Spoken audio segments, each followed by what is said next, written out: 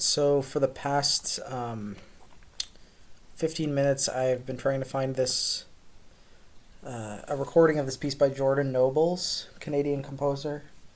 And I thought I found a recording yesterday, but it is only an excerpt of the piece. He doesn't have a full recording available anywhere. So instead, I think we're going to just move on to this piece by Steen-Andersen. It's called Chambered Music, and it was written in 2007. The instrumentation is, let's see, 1100, 1110, two percussions, sampling keyboard, and then 11111 for the strings. The trumpet is a piccolo trumpet with a practice mute. The trombone is off stage with a live video feed of the conductor.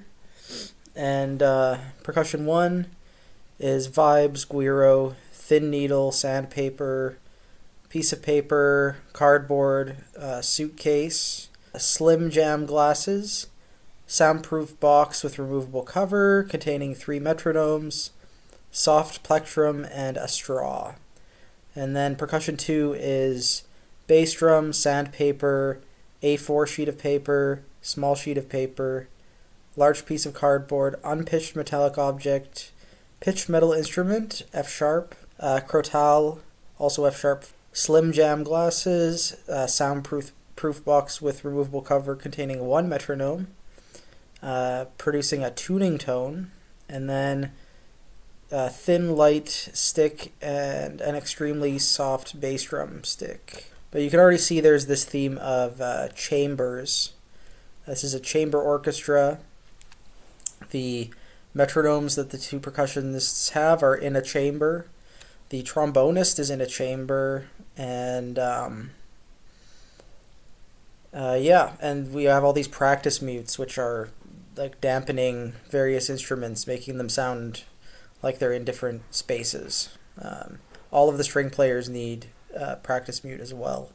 The samples played from the keyboard should be played through a speaker on stage, and also a smaller speaker placed inside a closed piano on stage.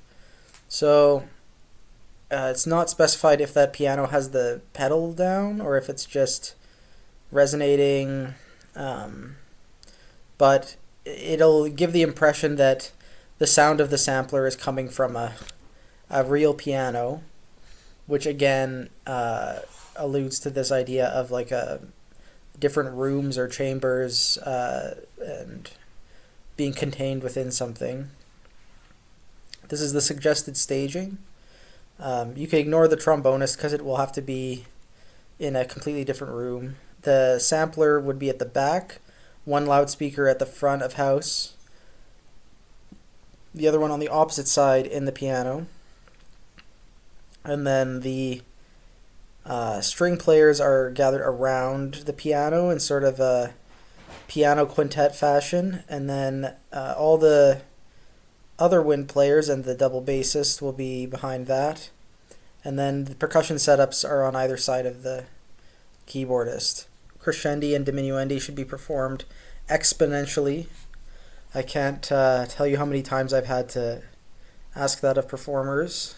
Staccato should be as short and dry as possible. Tremolo is always as dense as possible. Niente is just represented by an N. Glissandi should start immediately and be distributed evenly. That's typical new music practice. Okay, so the flute is mainly played like a pan flute, so the mouthpiece extension is removed and it's played vertically rather than transverse.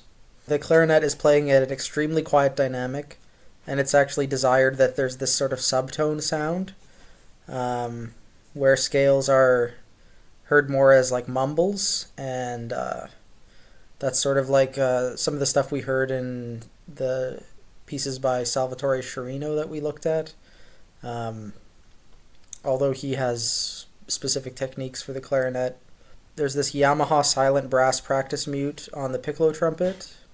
Trombone is placed off stage and playing as loud as physically possible, but it should be so far away that in the hall it sounds like it's at about pianissimo to mezzo piano. Okay, so some interesting things about percussion 1. The cardboard is used as a surface for the sandpaper to be rubbed on, and the piece of paper is being blown on to create sort of a whistle tone, like blown onto the edge of the paper. Then the suitcase has to have these old-fashioned locks to give that distinctive sound of opening an old suitcase. Just flipping the locks open. And the soundproof box with the metronomes. The metronomes should be making clicks, but when closed they should be 100% inaudible. So, and the metronome should be started before the audience enters the hall and set to 140, 160, and 180 beats per minute. The percussion 2, when they're playing the bass drum, it has to be with an extremely soft stick to match the dynamics of all these other techniques. The normal piece of paper that they have is for rattling or shaking, and they do a similar thing with sandpaper. The thing they're doing with the metronome is exactly the same, but it's playing like an A440. So it would have to be a digital metronome, or quartz.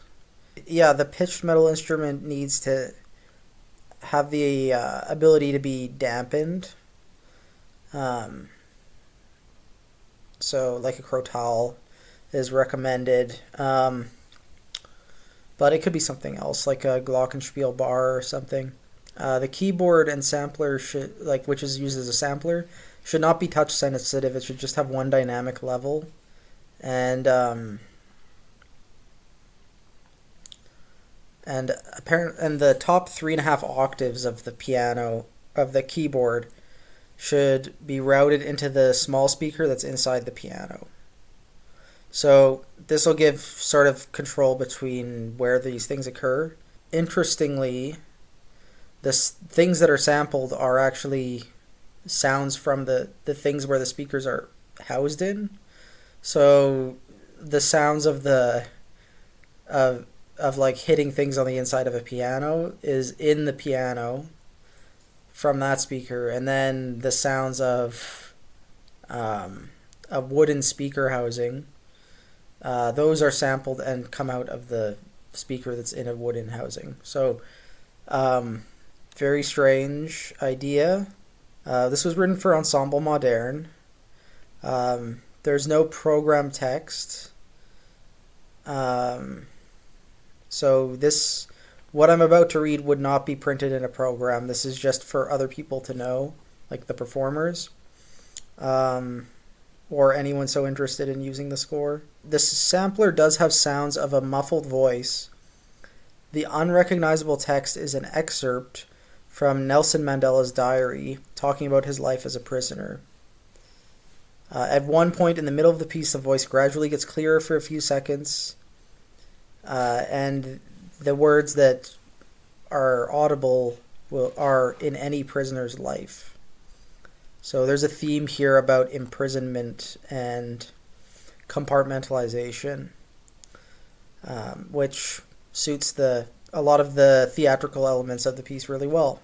This is what the first page of the score looks like. So, yeah, very interesting. The trombonist is notated at the bottom and has to be quite coordinated, so that's hence the video feed from the conductor to him or her or they. And yeah, I guess I'll just get into it. I've listened to this once, but I'm going to give it a better listen this time. That was years ago. This time I'm really going to try to imagine what it sounds like in in the space, which of course a recording's not going to be able to capture. But this trombone idea is extremely interesting, and kind of disturbing. So I'm interested to hear it. It looks like the trombonist is not playing that much, so at least they won't be like killing their chops the whole time. But when it does come in, I think it's going to be very strange and surreal. So let's talk a little bit about the composer before I forget, and then have a listen to the recording, which is in the description. So he's a Danish composer, still alive. He's also a performer, director, and media artist. Studied with Matthias Spangler, who is also a teacher of Johannes Kreidler. And Bent Sorensen, a couple of other names that I don't recognize. And since 2008, he's taught at the Royal Academy of Music, Aarhus.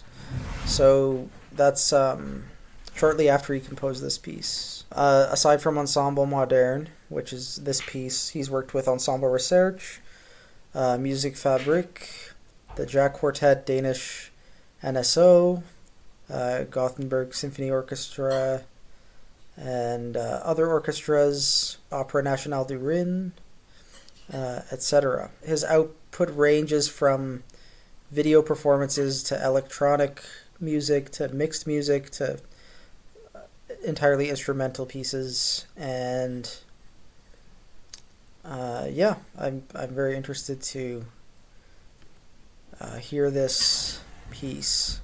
All right, so yeah, it was a really fun piece. This recording had the sampler mixed pretty loud. So it was a little bit difficult at the beginning to parse out what the different sound makers were, but as the piece wore on, the different musical ideas started to become clearer, and we had some sparser textures. I think the trumpet was a really unique sound, even though it, for the most part, just had two very high notes. It was something very otherworldly and sounded very confined.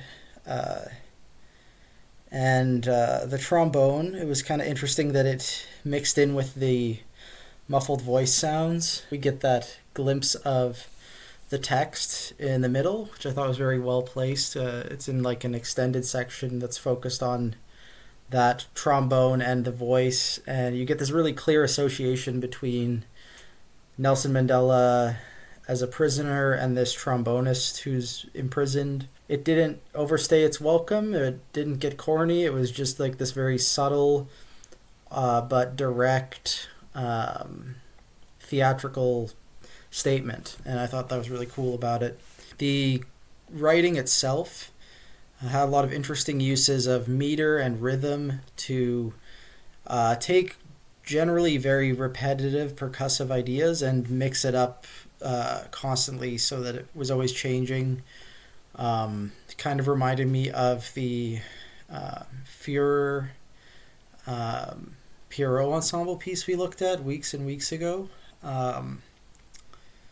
But it was a lot noisier, and it kind of reminded me of if you listen to Merzbow or Masami Akita, they have like these really early tape works that are incredibly noisy, and the electronics in this reminded me of some of that actually.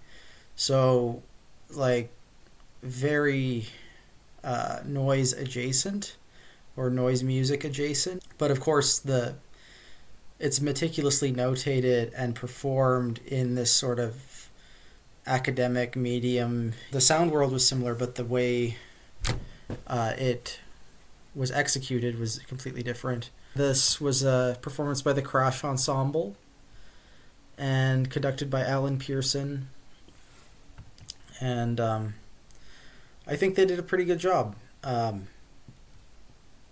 I could tell that it was all very quiet because the room noise was close to the volume of a lot of their performance in this recording. And at first, I hardly heard the trombone at all, but once I knew what to listen for, it got easier. I think it'd be a completely different experience live, needless to say. So this doesn't exactly do it justice or capture it, but I'm glad that there are recordings out there of it and that it gets performed. And hopefully you thought it was cool too, and maybe it'll make you rethink the way that you go about writing pieces that are theatrical or pieces that use repetition or a limited number of materials.